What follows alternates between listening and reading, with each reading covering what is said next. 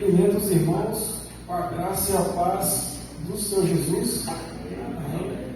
Nesse momento, convido os irmãos a se colocar de pé para que possamos orar em agradecimento a Deus. E vou estar pedindo o irmão Leonete para estar agradecendo a Deus pelas bênçãos recebidas.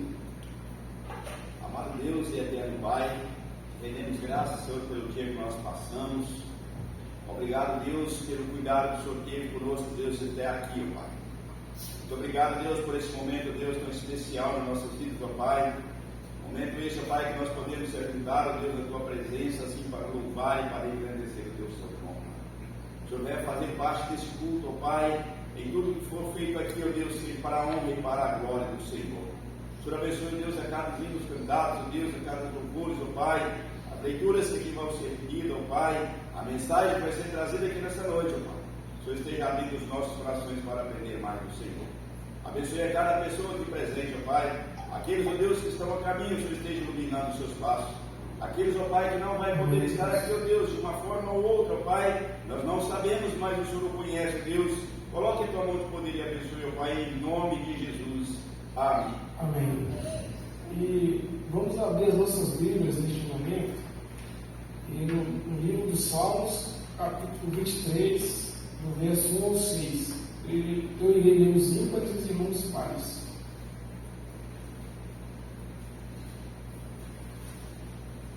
Salmo, capítulo 23, do verso 1 ao 6.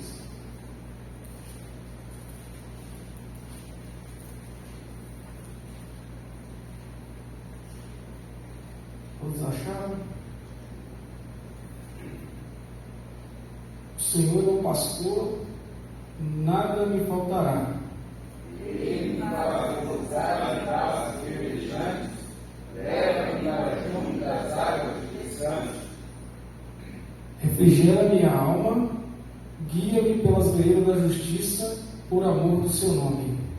Ainda que eu ande pelo vale da sombra da morte, não temerei mal nenhum, porque tu estás comigo. O teu bordão e o teu cajado me consolam. Preparas-me uma mesa na presença dos meus adversários, unges minha cabeça com óleo e o meu cálice transborda. Bondade e misericórdia certamente me seguirão todos os dias da minha vida, e habitarei na casa do Senhor para todo sempre. E certo que nada nos faltará, vamos louvar o Senhor com mais um cântico. 154 do nosso novo cântico.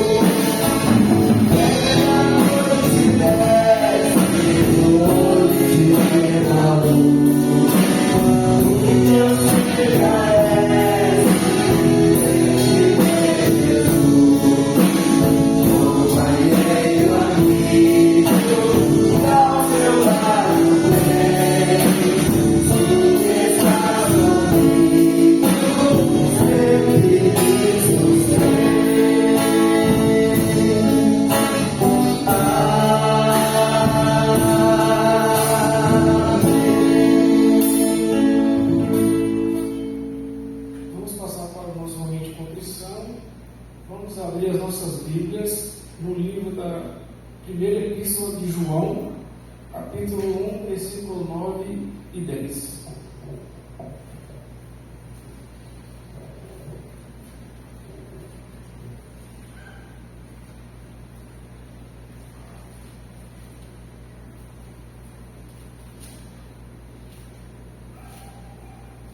Vamos ler todos juntos?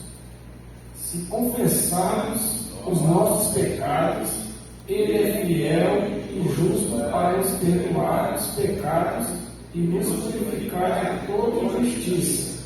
Se dissermos que não temos cometido pecado, fazemos-o mentiroso e a sua palavra não está em nós. Nesse momento, inclinaremos as nossas cabeças e em silêncio confessaremos nossos pecados. E logo após eu peço o irmão Reinaldo para estar quebrando o silêncio e orando a Deus e agradecendo pelo perdão alcançado.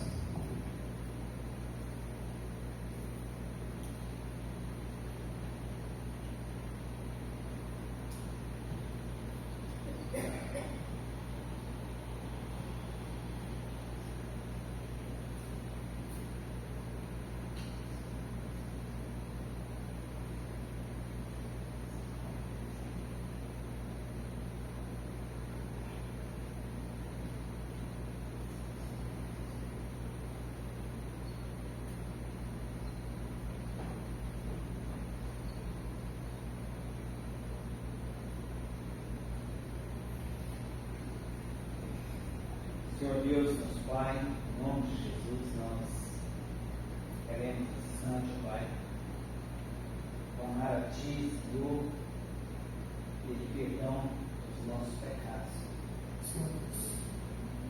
Que a palavra diz que nós, certo, não cometemos pecado a nós mesmos, nos enganamos. A verdade não está em nós. Sabemos que somos falhos, pecadores, negligentes, carecemos todo instante de coisa que carecemos, Senhor, teu amor, teu afago, carecemos de Ti, somos totalmente dependentes do Senhor. Tu és Deus de poder, Deus que nos alegra o coração, Deus que nos dá a vida, Deus que nos dá, Pai, sentido de viver, porque Tu és amor, Tu és Deus soberano, Tu és Criador, Redentor, Salvador. Sabemos, ó Senhor, que somos falhos,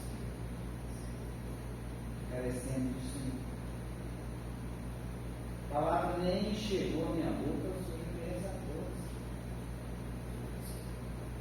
Não possamos esconder nada de Ti,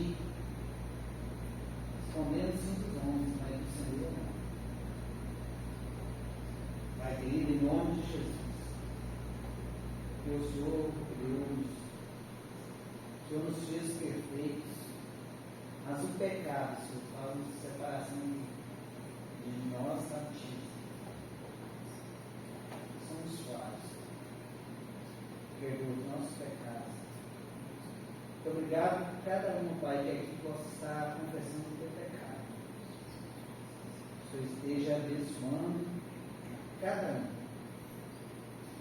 Pai querido, em nome de Jesus, colocamos em tuas mãos. Cada família aqui representada.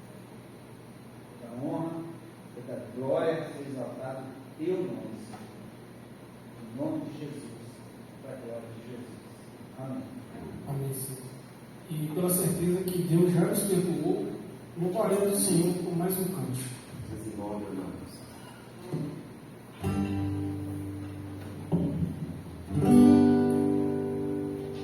Medo tem sua diversa animal, meu coração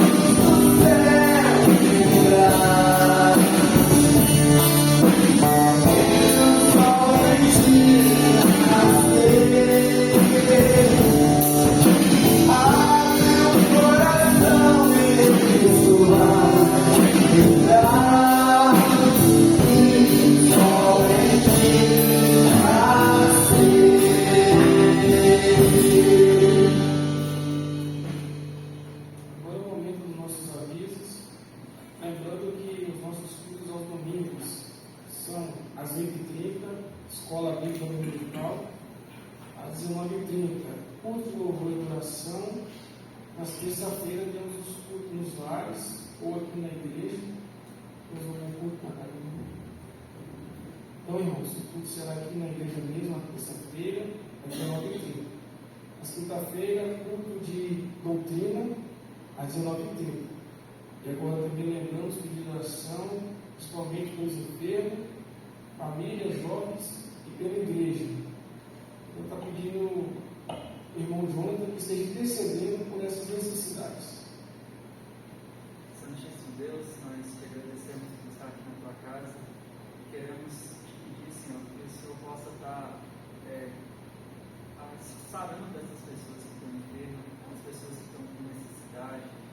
Sabemos que o Senhor tem todo o poder para poder transformar nossas vidas e que o Senhor possa estar fortalecendo cada jovem, cada irmão aqui da congregação, que às vezes possa estar desanimado, mas o Senhor possa incomodar o coração dele para que esteja presente aqui no nosso vida.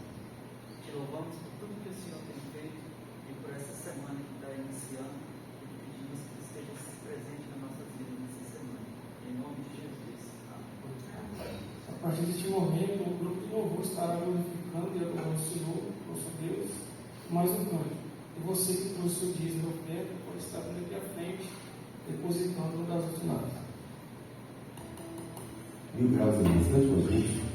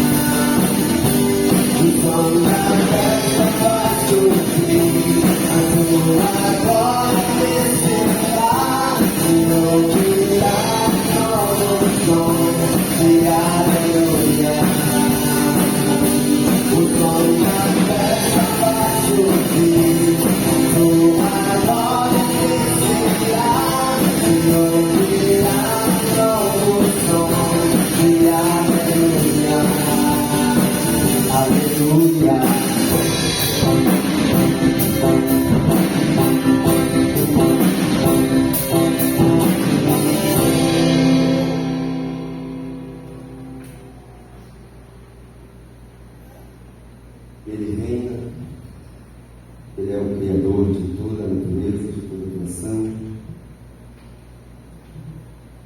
Toda a criação se prostra diante dele. E nós ficamos maravilhados diante de tanto poder, de tanta glória. Cante com a gente, maravilhado.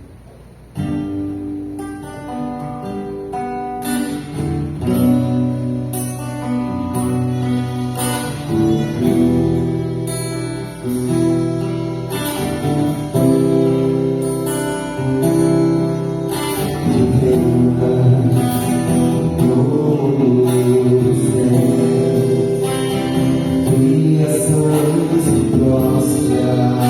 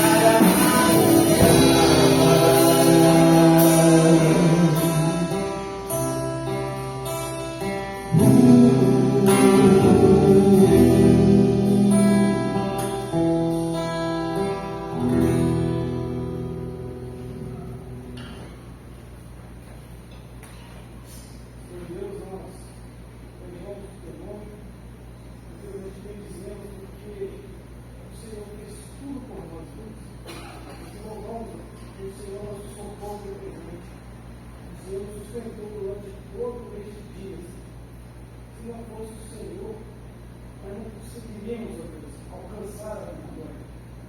E agora, Senhor, te pedimos ainda, fale conosco, através da tua palavra, a qual o teu filho vai trazer a mensagem dessa noite. Essa mensagem possa encontrar, colocar em nossos corações, ó Deus, e que ela possa nos moldar conforme a tua vontade. Seja convosco, assim nós oramos por tudo em nome de Jesus. Amém. Amém. Mais uma vez esse dia de saúde, da graça e da paz do Senhor. Amém. Abre sua Bíblia, Epístola de Paulo aos Colossenses, capítulo 1. Que o Senhor continue te usando, irmão Heitor. Isso é só o começo. Se depender da minha oração, se depender do meu apoio, vai crescer a glória de Deus. Que o Senhor continue fortalecendo você, irmã Glória, para o louvor do nome do Senhor. Irmãos, enquanto você procura Colossenses, eu queria pedir que vocês estivessem orando pela irmã Lavínia, nossa baterista. Estive agora à tarde orando com ela, sofreu um acidente doméstico, esteve no hospital ontem, bateu o pé por baixo da porta da casa e perfurou sobre o pé. Só que os médicos acharam muito estranho porque quinta-feira ela teve que ir com o pé machucado, ela colocou bateria. Sexta-feira foi para a escola, mas no sábado foi muito rápido, roxou todo, inchou muito, começou a vazar uma secreção muito escura, foi levado para o hospital. Se encontra em casa, mas como ela teve um problema muito sério nos ossos, os pais estão alerta e preocupados. Os irmãos estejam orando pela família do irmão Câncer, irmã Luciana, principalmente Lavínia. Amém? Colossenses capítulo 1, do verso 13 ao verso de número 19.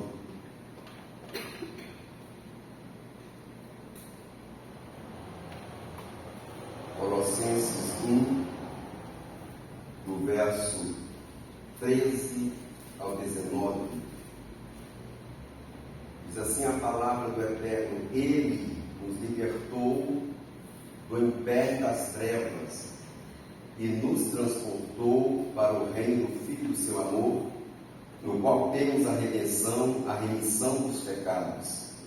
Este é a imagem do Deus invisível, o primogênito de toda a criação, pois nele foram criadas todas as coisas no céu e sobre a terra, as visíveis e as invisíveis, sejam tronos, sejam soberanias, quer principados, quer potestades. Tudo foi criado por meio dele e para ele. Ele é antes de todas as coisas, nele tudo subsiste. Ele é a cabeça do corpo da igreja. Ele é o princípio, o primogênito de entre os mortos, para em todas as coisas ter primazia, porque aprove a Deus que nele residisse toda plenitude. Amém? Seja bem-vinda, minha irmã Débora, que o Senhor te renove. Querido, nesta manhã nós falamos sobre a diferença da graça em relação à lei. O que estava acontecendo dentro da igreja da Galácia. E vamos continuar falando sobre isso, só que na carta aos Colossenses. Essa é uma das cartas que Paulo escreveu na sua primeira prisão.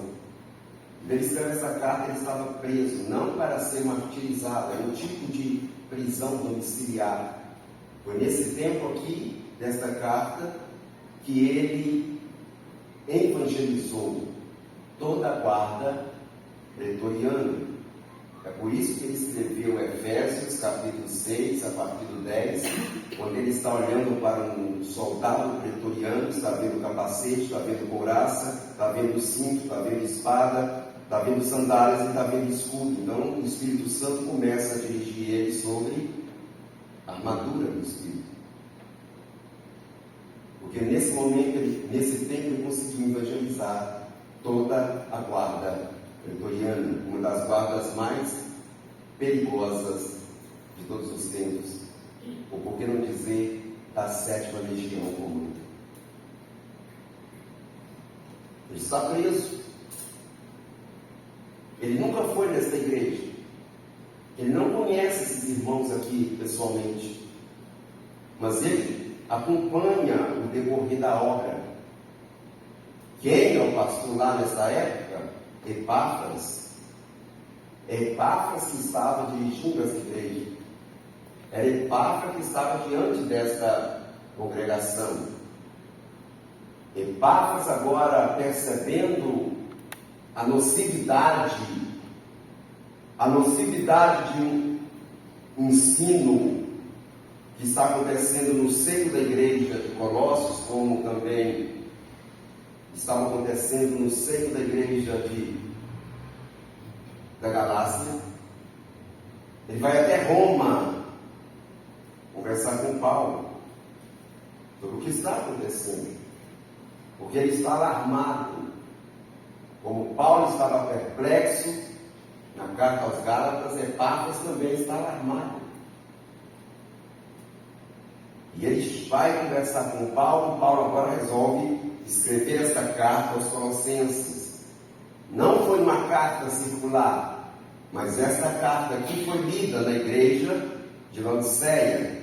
No final da carta você pode contemplar aí e vai ver dizendo assim, no capítulo 4, no verso de número 16: uma vez lida essa epístola perante vós, providenciai para que seja também lida na igreja dos Laodicenses, e a dos Laodicenses lede igualmente perante vós. Só que essa carta que Paulo escreveu à igreja de Laodiceia desapareceu, nós nunca sabemos. O meu desejo é que essa carta tivesse sido inserida aqui, mas ela desapareceu, ninguém sabe por quê.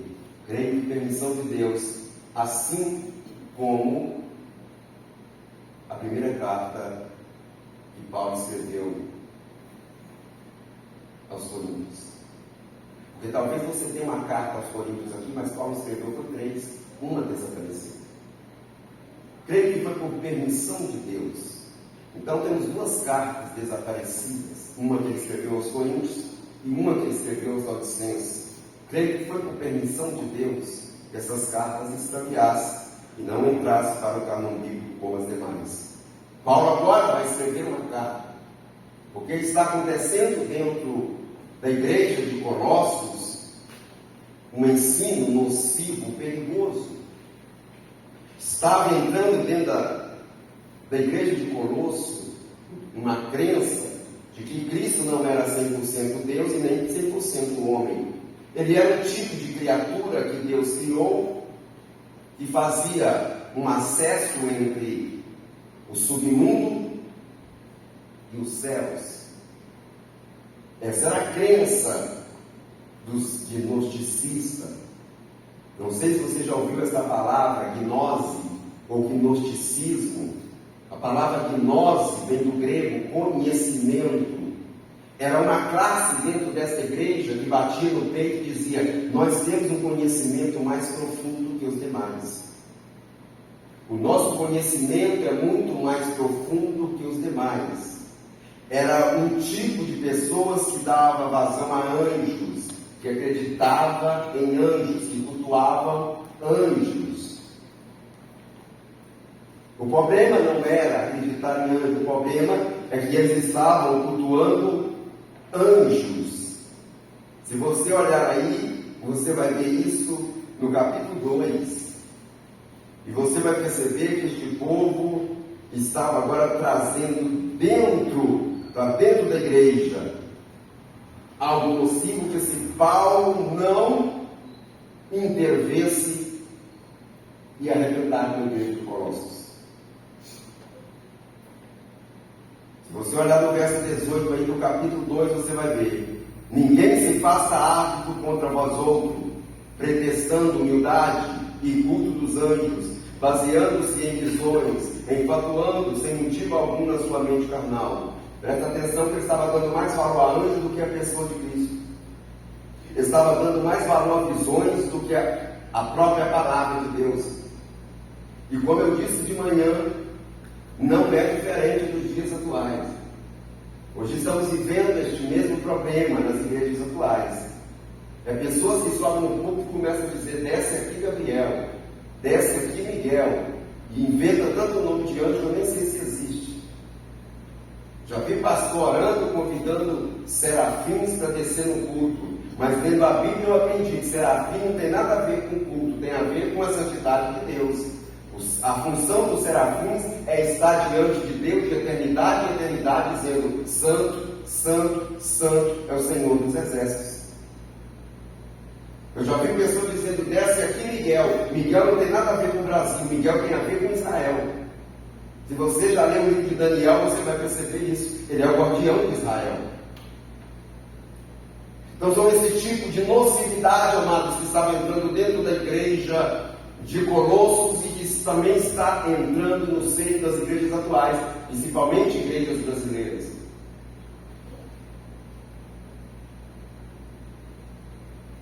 E Paulo agora vai escrever esta carta aos Colossenses, mostrando para eles a excelência da pessoa e da obra de Jesus. Paulo vai tocar no cerne agora. Eles estão colocando a divindade de Jesus em xeque. Eles estão colocando a deidade de Jesus agora em jogo. E Paulo agora vai falar sobre a excelência da pessoa, e não só da pessoa de Cristo, mas da sua obra. Se você já leu a carta aos Gálatas, você vai perceber que naquela carta não tem ações de graça. Se você já leu a carta aos Gálatas, você vai perceber que naquela carta não tem elogios. Só que nessa carta aqui, Paulo vai elogiar, e primeiro vai começar com a ação de graças. Damos sempre graças a Deus Pai, do nosso Senhor Jesus Cristo, quando oramos por vós, desde que ouvimos da vossa fé em Cristo. Eu preciso abrir um parênteses aqui para quebrar alguma coisa que se diz por aí. Porque nós temos um conceito que, quando a igreja está lotada, é porque Deus está presente. Quando a igreja está vazia, é porque Deus não está presente. É o conceito aí fora. Esse é o conceito que tem permeado aí fora. Estamos falando de uma igreja ou de uma cidade que no ano 60 ela foi sacudida por um terremoto. Colossos, Hierápolis, Laodiceia.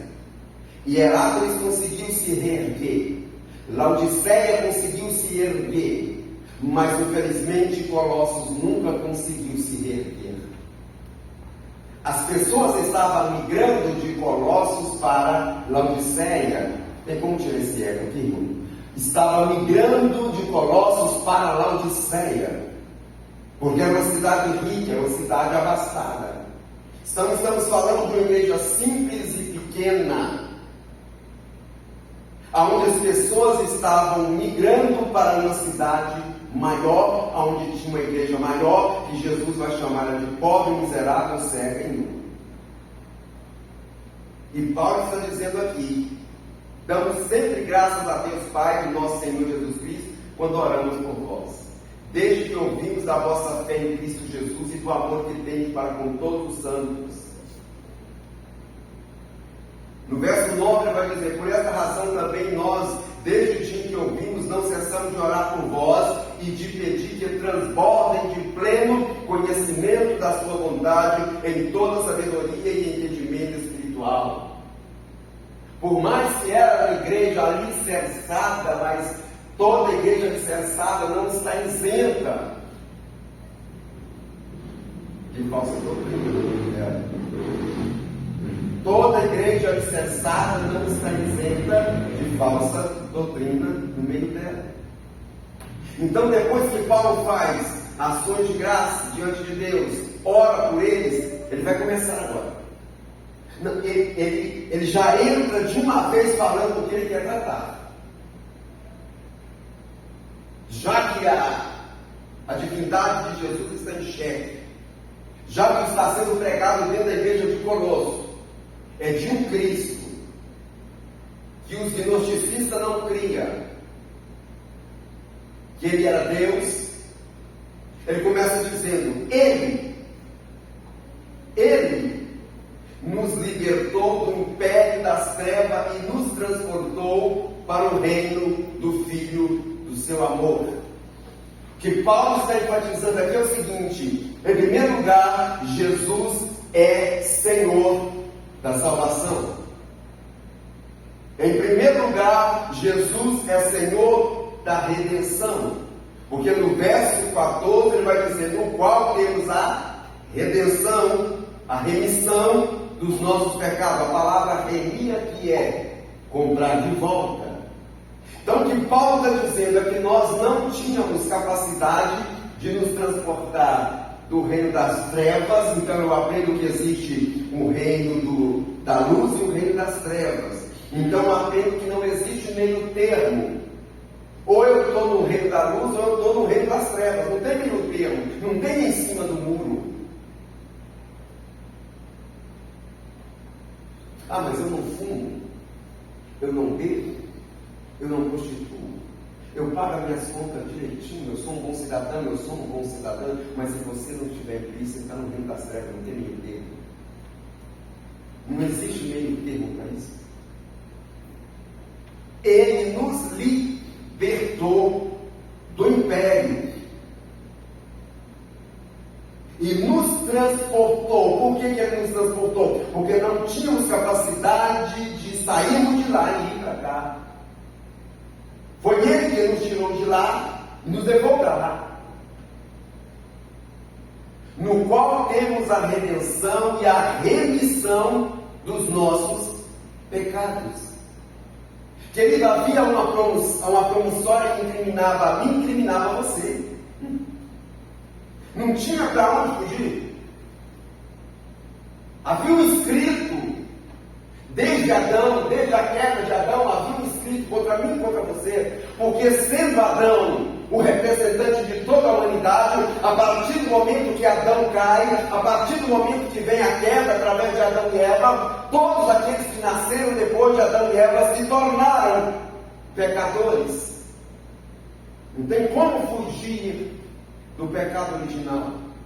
Então havia um escrito, uma nota promissória que me incriminava a mim e a você. Mas ele, escrevendo aos Colossenses, no capítulo 2, no versículo 14, ele vai dizer: e tendo cancelado o escrito de dívida que era contra nós, o que constava de ordenança, o qual nos era prejudicial, removeu inteiramente, cravando na cruz. Eu já expliquei para você o que significa a palavra que Jesus disse na cruz: está consumado. É palavra jurídica. Jesus usou um termo jurídico no momento final da sua vida. Ele vai usar um termo jurídico daquela época. A palavra no original é tetelestai. Essa é a palavra que Jesus pronunciou na cruz, transliterado para mim e para você na Bíblia Sagrada como está consumado. A palavra tetelestai quer dizer está pago. Está pago.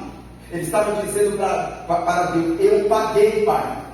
Está pago, não tem mais dívida, está cancelado. É por isso que Paulo vai escrever e vai dizer que ele, tendo cancelado o escrito da dívida que era contra nós e que constava de ordenança, removeu-o inteiramente, encravando na cruz. Então a primeira coisa que Paulo vai apresentar aqui sobre a excelência da pessoa de Cristo e da sua obra é que ele é o Senhor da salvação.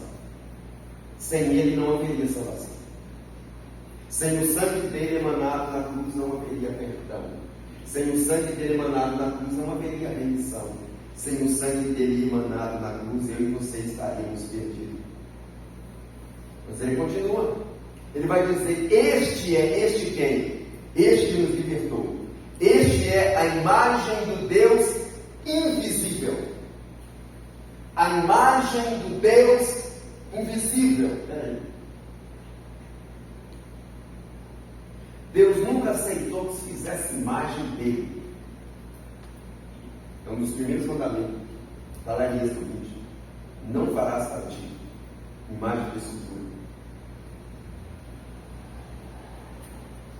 Deus nunca quis que se fizesse imagem dele. Por quê? Porque toda imagem que se fizesse de Deus seria tosca. Porque ninguém nunca viu Deus.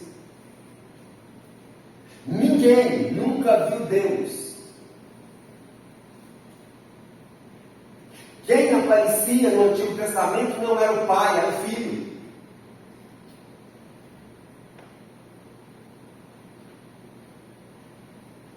E Paulo está dizendo aqui que este que nos libertou é a imagem do Deus invisível. Consegue ver alguma coisa invisível? Você consegue ver alguma coisa visível? Então Deus que aparecia no Antigo Testamento não era o Pai. Porque ninguém nunca viu o Pai. Porque o Pai é invisível. Só que Deus vai criar uma imagem dele. Quando ele vai dizer assim: façamos o homem conforme a nossa imagem, conforme a nossa semelhança. Só que essa imagem caiu. Essa imagem pecou. Essa imagem cometeu transgressão diante de Deus. Então ela não podia ser imagem exata, um ícone de Deus. Porque ela caiu, ela pecou, ela transgrediu.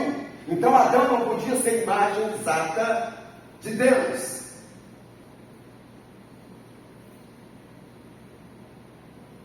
Então Jesus vai vir agora como uma imagem exata de Deus.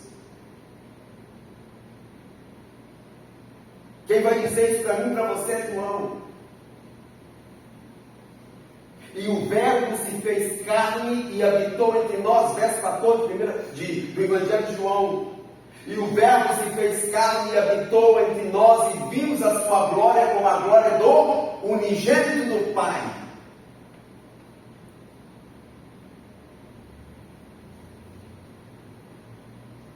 No capítulo 14 do mesmo Evangelho, Jesus está agora despedindo dos seus discípulos.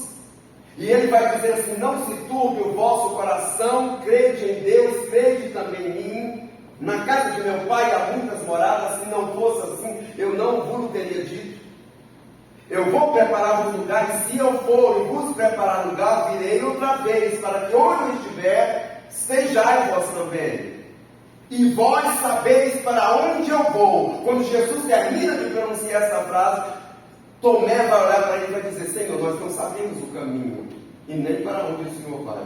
E no versículo 6 do capítulo 14, Jesus vai dizer: eu sou o caminho, eu sou a verdade, eu sou a vida. Se vocês me conhecessem, também conheceriam o Pai. Quando Jesus termina de falar essa frase, o apóstolo Filipe vai olhar para ele e vai dizer: Senhor, mostra-nos o Pai, e isso basta. E Jesus vai olhar para ele e vai dizer: Filipe, eu estou tanto tempo convosco e não me conhece ainda. Quem vê a mim, vê o Pai. Por quê? Porque ele é a imagem do Deus invisível. Quando Deus quis se revelar, mandou Jesus. Quando Deus quis se revelar, mandou Jesus como imagem exata dele, como ícone dele. Somente Jesus tem a imagem exata de Deus. É por isso que o apóstolo Paulo está dizendo aos Colossenses: este quem? Que nos libertou do império das trevas. Este é a imagem do Deus invisível.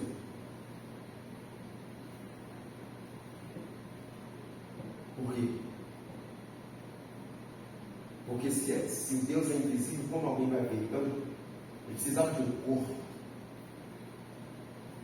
Então ele veio e se encarnou, para que quem olhasse para ele visse o Pai, porque ele e o Pai não é dois, ele e o Pai é um. E eu não estou falando de unicismo aqui, eu estou falando de um Deus que subsiste em três. Não, eu não estou falando de um travestismo espiritual, eu não estou falando de um Deus que se traveste de filho, que se traveste de espírito, não. Eu estou falando de um Deus triuno, que é Pai, Filho e Espírito Santo. Só que o apóstolo ainda no verso 15 vai dizer: Ele é o primogênito de toda a criação. É aqui que eu falei para vocês. Que os TJ pega esse texto aqui e diz que Jesus foi criado. Aí, se eu não leio Bíblia, eu vou acreditar mesmo, que está escrito aqui. Ele é o primogênito de toda a criação. E a gente sabe que o primogênito é o primeiro.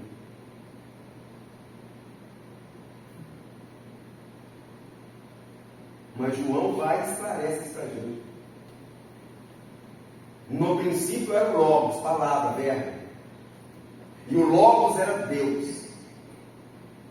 E o Logos estava com Deus. João já vai desmistificando isso tudo. Ele já começa dizendo: no princípio era o verbo, e o verbo era Deus. Então ele não é uma criatura, ele é o Criador. E se ele estava no princípio com Deus, se ele é o princípio da criação, não é porque ele foi o primeiro a ser criado, é porque ele estava lá na criação. Ele estava lá em Gênesis capítulo 1. Jesus estava lá em Gênesis capítulo 1. Se você já leu Gênesis capítulo 1, você vai ver Jesus lá. Porque ele estava no princípio da criação. Porque Gênesis começa assim: no princípio criou Deus os céus e a terra. E a terra era sem forma e vazia. E o Espírito de Deus pairava sobre a face das águas. E disse Deus: haja. Toda vez que você vê a palavra haja em Gênesis, é o Logos em ação. É o verbo que João está dizendo que estava no princípio da criação. Porque ele não tinha ainda se encarnado, então ele era a palavra de Deus. Toda vez que Deus dizia haja, haja, haja, era Jesus agindo na criação e ajudando a criar tudo que você conhece hoje, inclusive eu e você. É por isso que Paulo está dizendo para os Colossenses: ele é o primogênito de toda a criação, pois nele, verso 16, foram criadas todas as coisas. É interessante que João vai dizer assim: sem ele, nada do que foi feito se fez. João é muito enfático: sem ele, nada do que foi feito se fez. E Paulo vai começar a frisar agora o que ele criou. Pois nele foram criadas todas as coisas nos céus. Presta atenção que está no plural. Não é céus singular, céus. Céus. Céus. Tem coisa em cima que astronauta nenhum conhece ainda. O universo é algo que o ser humano ainda desconhece. Mas talvez você possa falar: peraí, Marcos, existe uma parte do universo que já foi descoberta. Vou falar para você qual é a parte que foi descoberta. A parte que foi descoberta mede. A parte do universo que foi descoberta mede 93 bilhões de anos-luz. A parte do universo que já foi descoberta mede 93 bilhões de anos-luz. Agora, se a gente for fazer um cálculo, cada ano-luz equivale a 9,5 trilhões de quilômetros. É isso que Paulo está dizendo que ele criou. É isso aí que Paulo começa dizendo. Pois dele foram criadas todas as coisas nos céus. Por isso é no plural. Nos céus. Então tem coisa aí em cima que a gente vai descobrir ainda quando chegar lá. Porque pelo menos os judeus criam que existia 3 céus. Era a crença deles.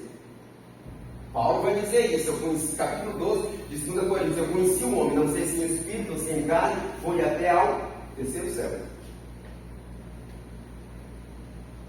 O primeiro céu que eles acreditam é esse céu que você consegue ver sem um telescópio. O céu atmosférico. O segundo céu que eles acreditam é o céu galáctico. Só conseguem ver através de um aparelho. O terceiro céu que eles falam é o trono de Deus. Então dá-se o nome de Orano, Mesorano e Ecorano. É os 3 céus que os gregos acreditam que existem. E que os judeus também acreditam que existem. Mas não foram só os céus. O apóstolo está dizendo assim: nele foram criadas todas as coisas nos céus e sobre a terra, as visíveis e as invisíveis. As visíveis e as invisíveis. Então tem coisas que a gente ainda não sabe que foram criadas, mas existe. Mas existe. Quer principados, quer potestades. Não está falando de anjo, não. Está falando de seres decaídos. Quer potestades, quer principados. Tudo foi criado por meio dele e para ele.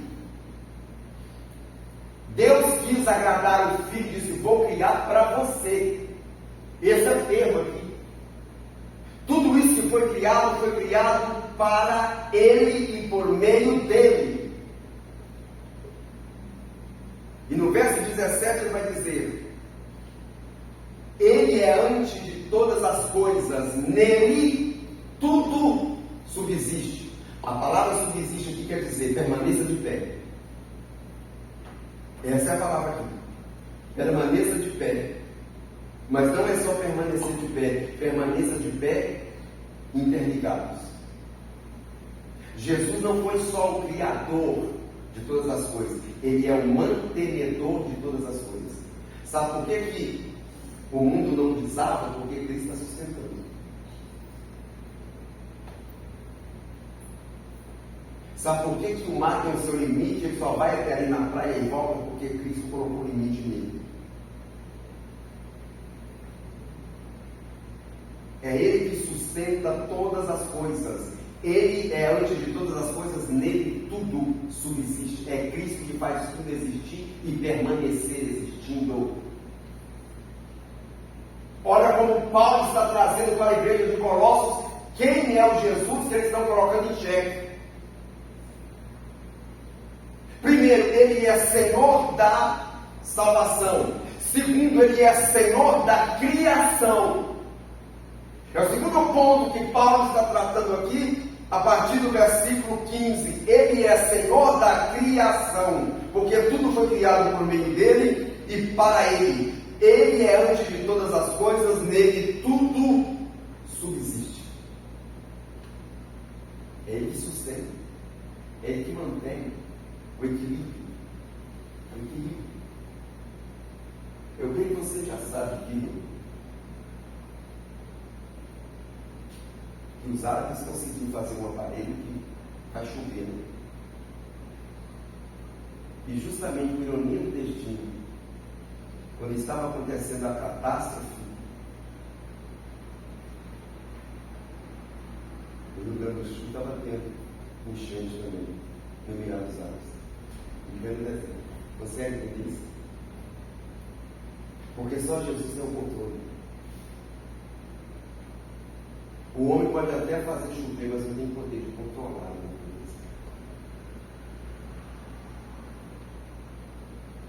O homem pode até prever quantos milímetros de chuva vai chover, mas não tem a capacidade de controlar.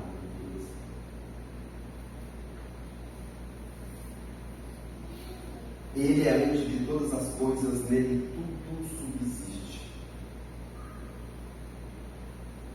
Ele é a cabeça do corpo da igreja. Assim como um corpo não consegue viver sem a sua cabeça, assim a igreja não consegue viver sem a cabeça de Cristo. Pode até vegetar. Pode até vegetar. Olha como Paulo está tratando da pessoa de Cristo aqui de uma maneira detalhista. Ele está dizendo, ele é o cabeça.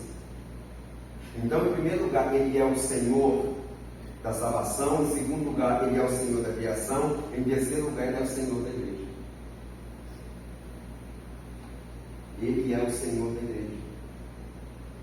Não tem cabeça. Não, mas foi falando de tal fundou, mas o cabeça não é ele. É por isso que eu fico nauseante quando eu passo diante de uma denominação e que vejo na placa a foto do fundador da igreja, da sua esposa, não só dele próprio, como ele dizendo, a igreja é minha, foi eu que fundei. Porque quando eu fundo a igreja e coloco a minha foto ali, eu estou dizendo para todo mundo, a igreja é minha, o cabeça sou eu.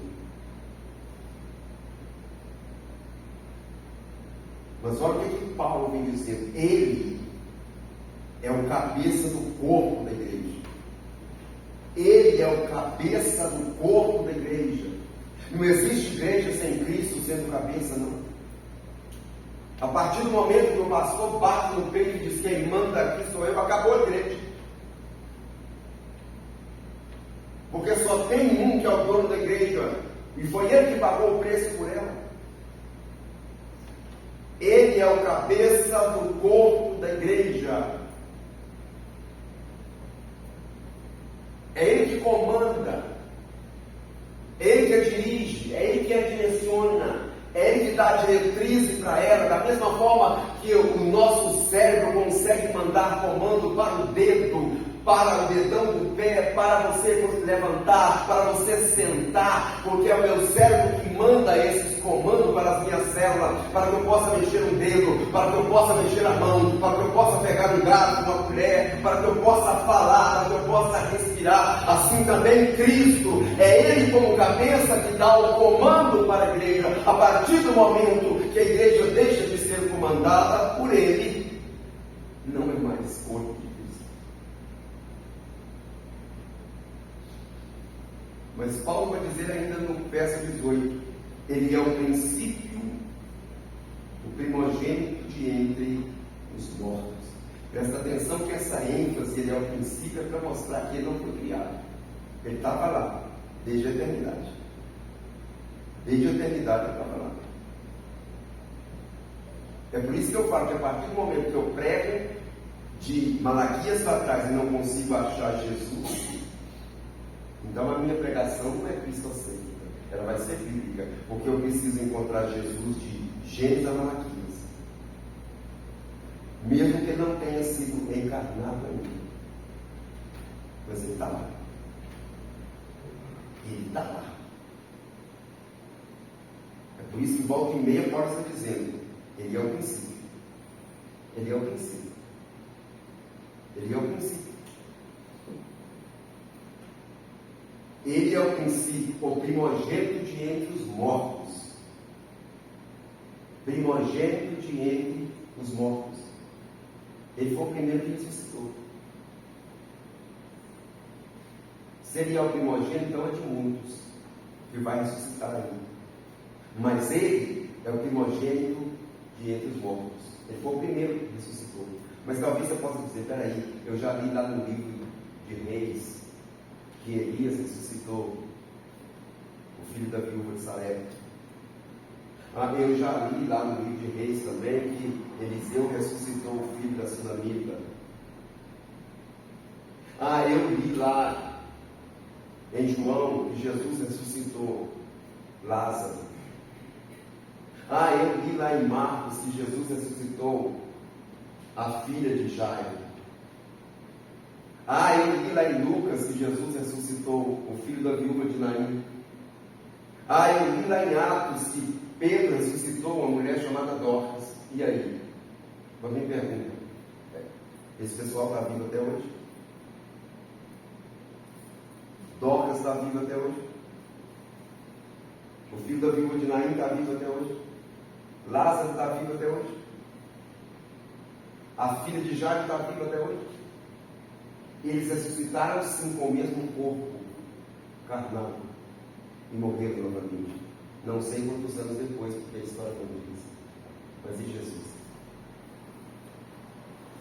Ressuscitou com o corpo glorificado e vai dizer para João lá em Apocalipse: não tema, João, porque eu sou aquele que esteve morto, mas agora eu estou vivo pelos séculos dos séculos. Por isso é que ele é o primogênito diante dos mortos. Porque ele, só ele que ressuscitou da morte e permanece para todo sempre.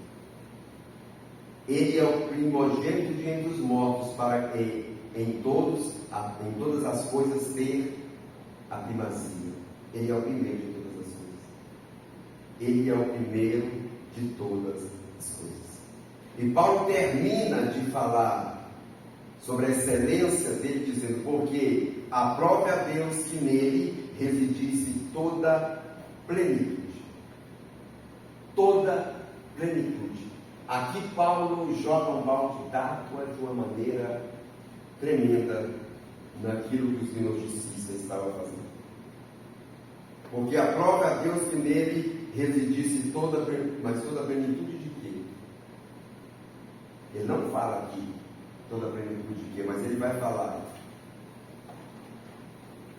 lá no versículo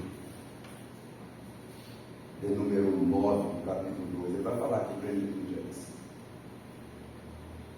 Ele vai dizer assim: porque nele habita corporalmente toda a plenitude da divindade.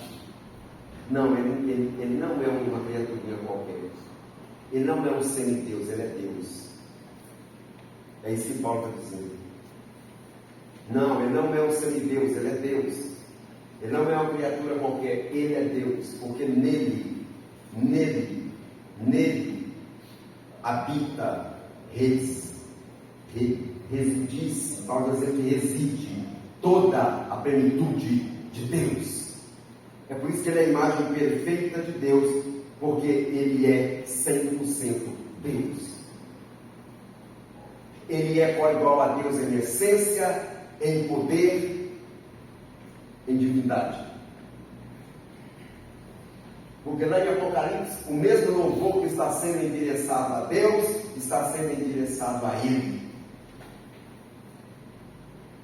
Então é isso que Paulo está tratando aqui, a igreja de Colossos. Uma igreja que estava sendo bombardeada por um ensino de que Cristo não era Deus. De que Cristo era uma criatura de Deus.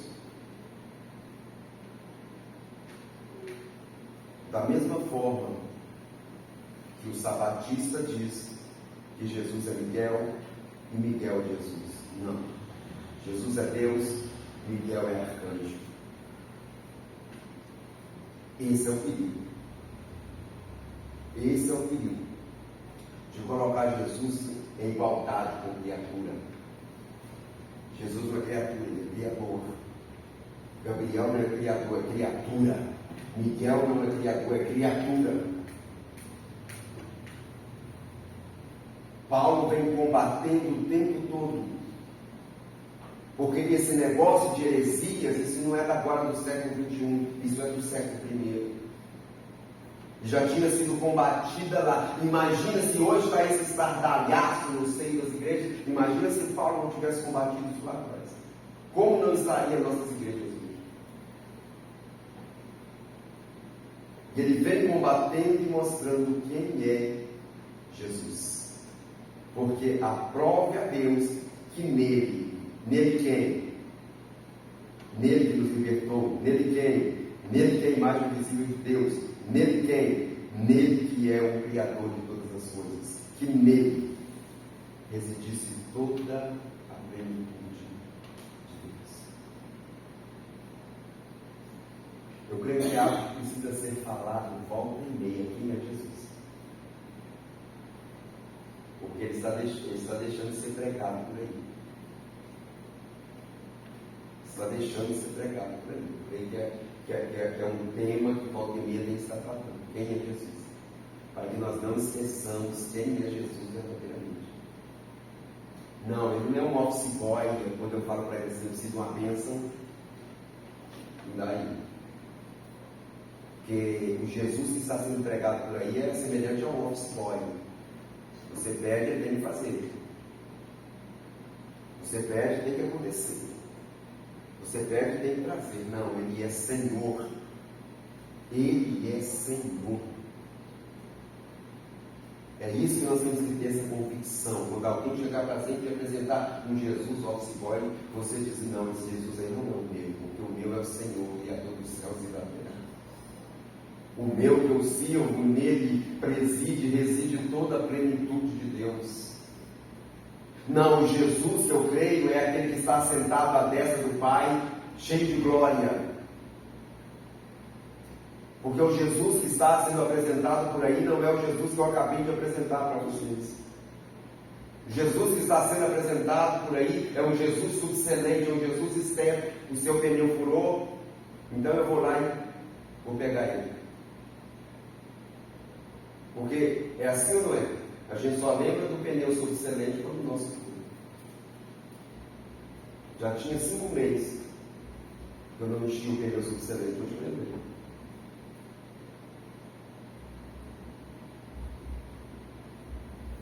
Às vezes, o Jesus que estão apresentando por aí é esse. O Jesus subcelente, step. Estou precisando de uma cura, deixa eu recorrer. Mas a cura aconteceu, não quero nada para mim. Estou precisando de uma porta de emprego, deixa eu recorrer a ele. O emprego aconteceu, quero mais não. Meu casamento está esfacelado, deixa eu recorrer a ele. Ele realizou, restaurou a aliança, quero mais nada para ele não. É esse o Jesus que está sendo apresentado por ele. Mas o Jesus que eu te apresentei, ele é o soberano de todos. É isso que Paulo está tratando aqui de nós, mostrando na realidade quem é verdadeiramente a pessoa de Jesus. Que Deus nos ajude a cada dia de Deus. E não estamos servindo a um Deusinho qualquer, estamos servindo ao Criador de todas as coisas e o mantenedor de todas as coisas. Vamos orar?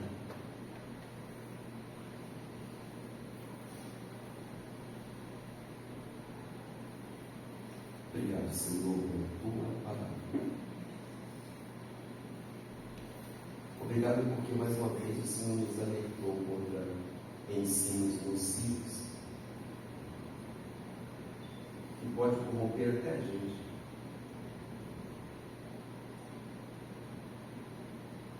Porque eu sou mesmo para dizer que ia chegar um ponto que até os escolhidos poderia ser enganado. E já chegamos a esse ponto, Senhor. Estamos vendo um evangelho tão deturpado por aí. Um evangelho tão barato, tão mercandejado, tão estranho. E muitas pessoas estão dando crédito a isso. A doutrina de demônios, a rudimentos do mundo, a fábulas de homens. Deus é tanta bizarrice no seio da igreja que a gente fica chocado ao ver. É tanta meninice, é tanta chocadice. Mas tem misericórdia de nós, Senhor Deus. Ajuda-nos. Mesmo capengando, mesmo fraquejando, mesmo mancando espiritualmente falando, mas nos ajuda a permanecer em sua presença. Porque só o Senhor tem palavra de vida eterna. Muito obrigado mais uma vez pelo alerta desta manhã, pelo alerta para a noite. Muito obrigado por deixar uma carta tão fenomenal. De todas as cartas que Paulo escreveu a Deus, essa é a mais fenomenal, porque apresenta Jesus, de uma maneira extraordinária, nos ajude a te reconhecer verdadeiramente quem o Senhor é. O Senhor é Deus. Renova os nossos corações a cada dia. Nos fortaleça pelo poder da Sua palavra. Revigora-nos as forças físicas. Revigora-nos as forças espirituais. Muito obrigado mais uma vez por cada família aqui representada. Muito obrigado pela vida do irmão todo. Nesse início, sua primeira participação, Deus, como liturgo dessa congregação. Fortaleça você. Ser como diabo nessa congregação. Ser com as famílias visitantes dessa congregação. Renova-nos para o mundo. Faça o seu querer, meu Senhor. Te pedimos um sono preparador. Te pedimos uma segunda-feira de paz. Te pedimos que esteja conosco. Nos dê de novo. É no nome santo de Cristo Jesus que nós oramos. É nesse nome santo e eterno que nós te agradecemos. Amém.